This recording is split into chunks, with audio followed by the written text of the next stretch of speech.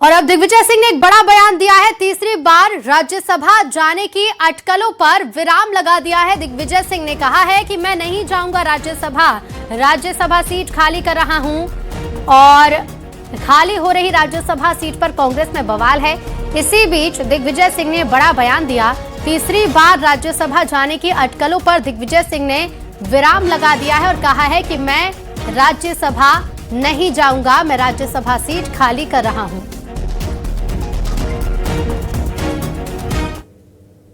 उन्होंने आपको पत्र लिखा, कांग्रेस के अध्यक्ष प्रदीप अहिरवार जी, उन्होंने आपको पत्र लिखा है कि इस बार राज्यसभा किसी अनुसूचित जाति वर्ग के नेता को भेजा जाना चाहिए। तो मेरे हाथ में नहीं है, इतना जरूर मैं कह दूं कि मैं अपनी सीट खाली कर रहा हूं।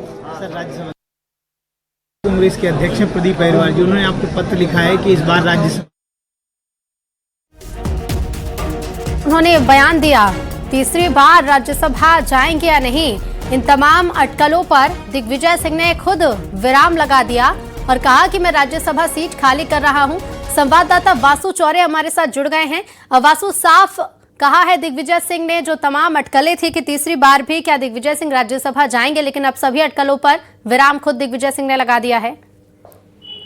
बिल्कुल, देखिए, दिग्विजय सिंह ने ये पहले भी कहा था कि वो इस बार राज्यसभा नहीं जाएंगे क्योंकि उनका जो टेन्योर है जब वो खत्म हो जाएगा तो फिर से वो राज्यसभा जाने के लिए किसी भी तरीके से प्रयास नहीं करेंगे। और अब ये माना जा रहा है कि दिग्विजय सिंह एक बार फिर मध्य प्रदेश की सियासत में सक्रिय होंगे। अब कांग्रेस के संगठन के लिए दिग्विजय सिंह काम करते हुए नजर आएंगे। 2018 में जब कांग्रेस की सरकार बनी थी तो दिग्विजय सिंह ने एक प्रोग्राम चलाया हुआ था, संगत पर पंगत। जब वो विधानसभाओं में जाते थे तो तमाम कार्यकर्ताओं के साथ वहां बैठते थे और फिर भोजन करते थे और भोजन पर चर्चा करते थे और एकजुटता का मंत्र देने का काम करते थे। कहते थे कि कांग्रेस की सरकार बनाओ, सबको हम साथ में लेकर आगे बढ़ेंगे। अब उसी भूमिका में एक बार फिर दिग्विजय सिंह नजर आ सकते हैं, लेकिन इससे पहले ही मध्य प्रदेश में अब उस जो लगभग कांग्रेस को जो विधायकों की संख्या उसके सामने जो एक सीट मिलेगी राज्यसभा की, उसके लिए खींचतान तेज हो गई है। तमाम नेता दिल्ली दरबार में हाजिरी लगा रहे हैं और अपने अपने स्तर पर लॉबिंग कर रहे हैं। मुख्य रूप से इसमें कमलेश्वर पटेल जो सीडब्ल्यूसी के मेंबर है उनका नाम सामने आ रहा है। अरुण यादव जो पूर्व पीसीसी चीफ और केंद्रीय मंत्री है उनका नाम भी है। कमलनाथ, जीतू पटवारी के नाम पर भी जो है वो चर्चा चल रही है। अब देखना होगा इनमें से कोई एक नाम होता है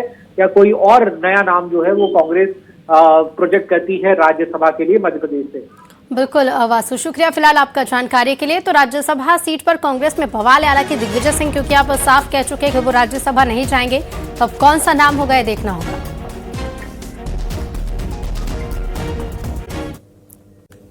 और अगली खबर भोपाल से डॉक्टर मोहन यादव कैबिनेट के बड़े फैसले आपको बता देते हैं। 2 सिंचाई परियोजनाओं को मंजूरी दी गई है। सुल्तानपुर बरेली की बारना सिंचाई योजना को मंजूरी दी गई है।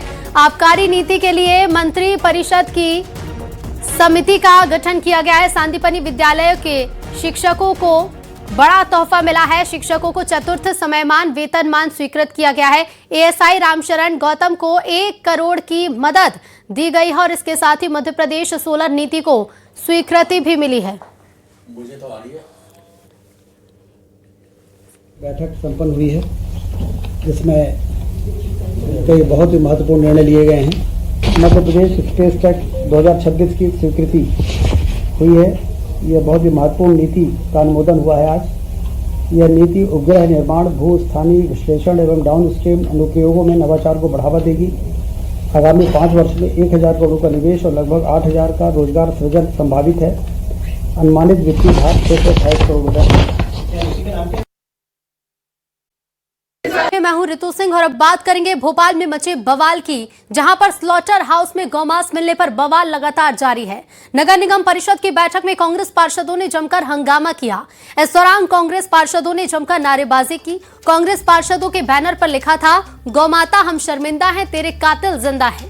उधर हिंदू संगठन के कार्यकर्ताओं ने भी खूब नारेबाजी की और असलम फर्म पर कड़े एक्शन की मांग की और प्रशासन को 10 दिन का अल्टीमेटम दिया है।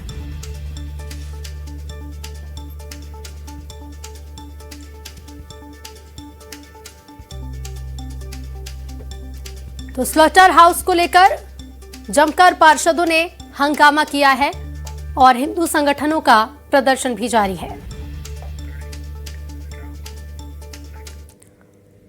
तो भोपाल में नगर निगम परिषद की बैठक में जोरदार हंगामा देखने को मिला। बैठक शुरू होते ही विपक्ष ने गौवंश का मुद्दा उठाया और जमकर नारेबाजी भी की। सदन में जानकारी दी गई कि डॉक्टर बेनी प्रसाद गौर को निलंबित कर दिया गया है। साथ ही विपक्ष ने दोषियों पर कड़ी कार्रवाई की मांग की है। निगम अध्यक्ष ने कहा है कि इस मामले में दोषियों को छोड़ा नहीं जाएगा। साथ ही एजेंडे से पहले गोकशी पर चर्चा होगी। नगर निगम अध्यक्ष ने आगे कहा कि असलम चमड़े की फर्म को हमेशा के लिए ब्लैकलिस्ट किया जाए और नगर निगम के 11 कर्मचारी भी निलंबित होने चाहिए जिनके पास स्लॉटर हाउस की जिम्मेदारी थी। नियमों के खिलाफ जाकर अगर जिन लोगों ने स्लॉटर हाउस की परमिशन दी उन पर भी सख्त एक्शन हो। और ऐसे कोई नियम नहीं है कि भोपाल में स्लॉटर हाउस चलाना ही पड़ेगा। स्लॉटर हाउस को बंद कर देना चाहिए। राजधानी को मांस की मंडी नहीं बनने देंगे। एजेंसी द्वारा उक्त प्लांट की स्थापना कर मध्य प्रदेश प्रदूषण नियंत्रण बोर्ड द्वारा ईच पालन में एजेंसी द्वारा उक्त प्लांट की स्थापना कर मध्य प्रदेश प्रदूषण नियंत्रण बोर्ड द्वारा ईच पालन में एजेंसी द्वारा उक्त प्लांट की स्थापना कर मध्य प्रदेश प्रदूषण नियंत्रण बोर्ड द्वारा ईच पालन में एजेंसी द्वारा उक्त प्लांट की स्थापना कर मध्य प्रदेश प्रदूषण नियंत्रण बोर्ड द्वारा ईच पालन में एजेंसी द्वारा उक्त प्लांट की स्थापना कर मध्य। और स्लॉटर हाउस मामले से जुड़ी एक और बड़ी खबर है। स्लॉटर हाउस में तैनात डॉक्टर बेनी प्रसाद को निलंबित कर दिया गया है। गौमांस मिलने पर बवाल जारी है। हिंदू संगठनों का भी प्रदर्शन जारी है। सियासत भी इस पर खूब हो रही है। और इसी बीच ये बड़ी जानकारी है कि स्लॉटर हाउस में तैनात डॉक्टर बेनी प्रसाद को निलंबित कर दिया गया है। डॉक्टर बेनी प्रसाद पर यह कार्रवाई की गई और कार्रवाई करते हुए डॉक्टर बेनी प्रसाद को निलंबित कर दिया गया। बड़ी कार्रवाई की गई है। स्लॉटर हाउस में तैनात डॉक्टर पर गाज गिरी है। नियमों का उल्लंघन करने पर डॉक्टर बेनी प्रसाद पर यह एक्शन लिया गया है। और स्लॉटर हाउस में गौमांस मिलने पर गुस्सा भी लगातार जारी है। हिंदू संगठन के कार्यकर्ताओं ने नारेबाजी की है। बड़ी संख्या में हिंदू संगठन के कार्यकर्ता एकजुट हुए और प्रशासन को 10 दिन का अल्टीमेटम दिया है। असलम फर्म पर कड़े एक्शन की मांग की जा रही है। हिंदू संगठन के कार्यकर्ताओं ने प्रदर्शन किया और सख्त कार्रवाई की मांग की है। राजधानी भोपाल के बाणगंगा क्षेत्र में हाथों में जो बड़ी बड़ी तख्तियां देख रहे हैं और जो भगवा झंडे देख रहे हैं, ये उस गौ माता के पक्ष में है जो राजधानी भोपाल में पिछले दिसंबर की 17 तारीख को करीब 300 गाय काटी गई थी। अब सड़कों पर पूरा हिंदू समाज उतर आया है। नगर निगम में भी हंगामा चल रहा है। कल भी हंगामा हुआ और आज फिर लगातार प्रदर्शन जारी है। हम उनसे बात कर लेते हैं।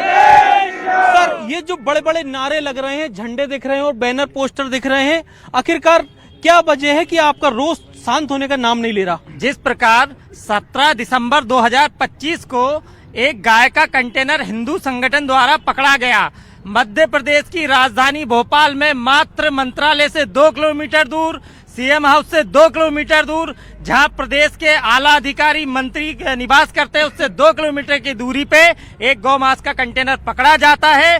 15 दिन 20 दिन बीत जाने के बाद भी नगरीय प्रशासन, सरकार पहले आंख बंद करके बैठा हुआ था और आज मुंह बंद करके बैठा हुआ है। आखिर किसकी मोटी रकम के कारण इनका मुंह बंद है? असलम चमड़े को नगर निगम ने किस तरह ये परमिशन देके गौ मांस का वितरण करने के लिए बताया गया? मध्य प्रदेश सरकार से हिंदू समाज ये मांग करता है 10 दिवस के अंदर जो अपराधी हैं उनके ऊपर दंडात्मक कार्रवाई करते हुए, निलंबन की कार्रवाई करते हुए उनके ऊपर रसूखा की कार्रवाई की जाए। यदि 10 दिवस के अंदर हिंदू समाज को अपनी गौ माता के प्रति न्याय नहीं मिला, आज ये भोपाल